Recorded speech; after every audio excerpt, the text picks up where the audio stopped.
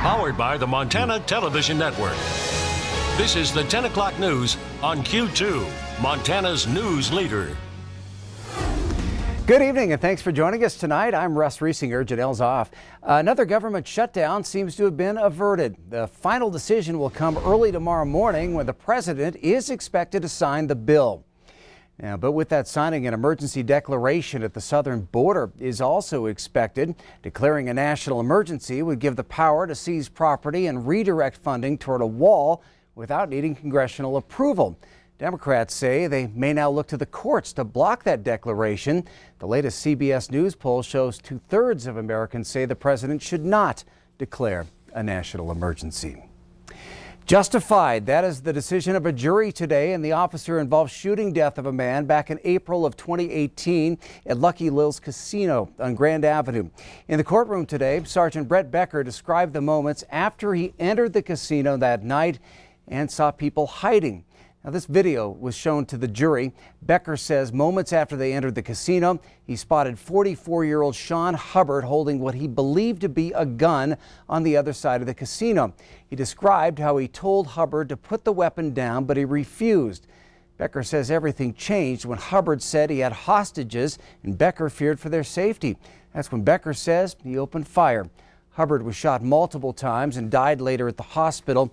It was later determined that Hubbard's weapon was not a real gun. Well, the deputy state medical examiner told the jury today that Hubbard had both methamphetamine and methadone, an opioid often used to help wean addicts off heroin, in his system. He said the level of meth in Hubbard's system wasn't the highest he'd ever seen, but was easily in the top 10. Well, addiction is taking control of people's lives in Montana as Mexican drug cartels operate a sophisticated system of supply and demand through Montana. Drug traffickers are using Montana's interstate highways like a drug superhighway, making money off our communities. As they make that money, Montanans fall victim to drug addiction, getting lost in the drug game. Tonight, Q2's Andrea Lutz brings us the final story in an investigative series on meth. She joins us now with more. Andrea? That's right, Russ. Tonight, an in-depth look at the victims of meth. All week, we have showed you how traffickers are using creative ways to bring drugs into Montana in secret vehicle compartments and how law enforcement are training themselves to actually stop it. But tonight, a Billings woman uncovers what's at stake when addiction takes over. Meth. It's known as the devil's drug. The demand is high, the supply readily available. Drug traffickers directly linked to Mexican cartels drive our interstate system like a drug superhighway, bringing meth to Montana and putting people's lives at risk. We talk recovery. People like Mandy Nunez. It's like the best adrenaline rush you've ever had. She spent many precious years of her life addicted to meth. By the time she was in her late teens, how she used it changed. And then you have to steal to support your habit, and it just progresses from there. She was in and out of jail and court. She was in and out of psychiatric care. I ended up sitting my county time out in jail, and 2 weeks before I was due to get out, my husband fell off the rims and died. And that was a defining moment in my addiction. When meth takes control in someone's life, local, state, and federal partners work to take control back. Project Safe Neighborhoods is a federal initiative to help fight Montana's drug-driven, violent crimes. In Yellowstone County, through Project Safe Neighborhoods, 124 people have been charged federally for meth crimes. 346 pounds of meth has been seized, and 96 firearms have been taken off the streets. Kurt Alme is U.S. Attorney for the District of Montana. If a drug case comes across his desk, the penalties are stiff. If an individual is trafficking in more than 50 grams of meth, they're going to go away for a mandatory minimum of 10 years in prison. Lieutenant Brandon Woolley explains why people are drawn to meth. Some people end up getting into selling drugs because they just need to do it to support their habit, or they find out that the money's easy, and they'll tell you that meth is the devil's drug, and it's taken everything from them, and they wouldn't wish it on anybody else. But for Mandy, there came a point where she did wish for penalties. I knew there was nothing left in that life for me but prison sentence or a casket, and I knew that I had to do something different. She summarizes the end of her addiction as a changing moment. It was the only time that I've ever been arrested when it was like a relief. It was like, I don't have to do this anymore. Like, I knew jail wasn't going to be fun. It never is. Mandy spent 9 months of her recovery here at the Yellowstone County Detention Facility. She detoxed, but said she finally had to choose to change. I didn't have anybody call. I didn't call anybody when I got to jail, like not my mom, nobody.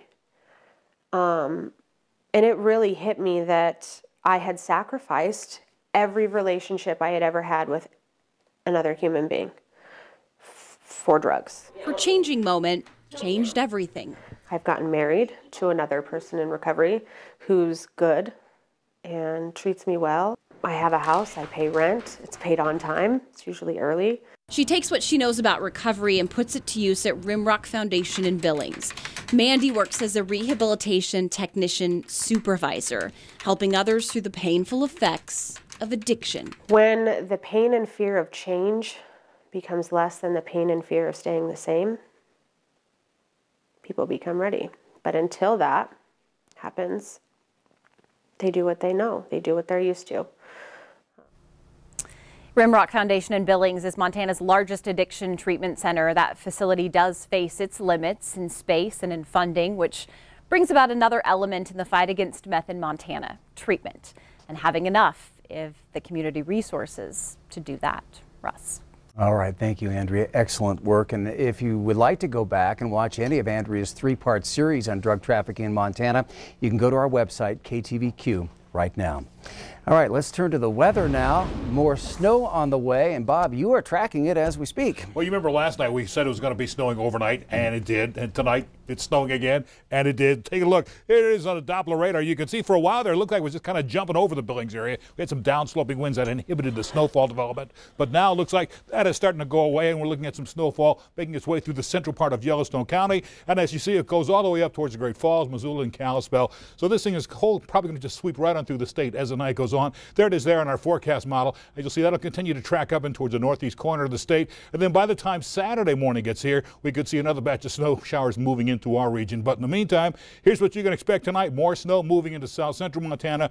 And we had to drop the temperature for the Billings low tonight. Now it's down to 5 above for the overnight low. But we actually start warming up a little bit as we head into the rest of the weekend. And we'll have more of that in a few more minutes. All right, thank you, Bob. The American Civil Liberties Union is representing 2 Havre women who claim they were unfairly questioned by U.S. Customs and Border Protection at a convenience store back in May. So can you tell us in the video, please, why you asked us for our IDs, please?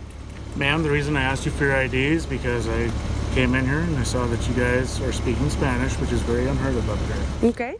A press release from the ACLU states the women, Ana Suda and Martha Hernandez, were standing in line when the agent approached them, commented on Hernandez's accent, and asked where she was born.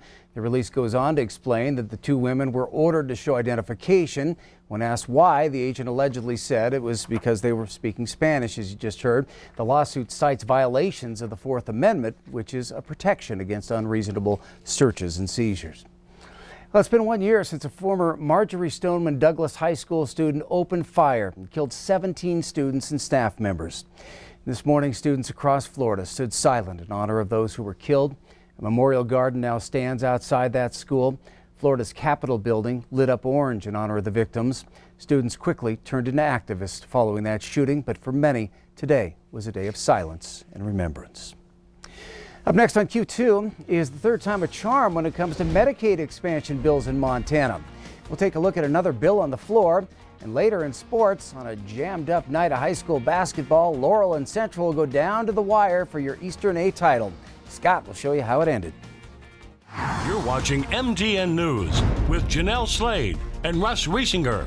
Storm Tracker weather with Bob McGuire, and sports with Scott Breen. This is the 10 o'clock news on Q2, Montana's news leader.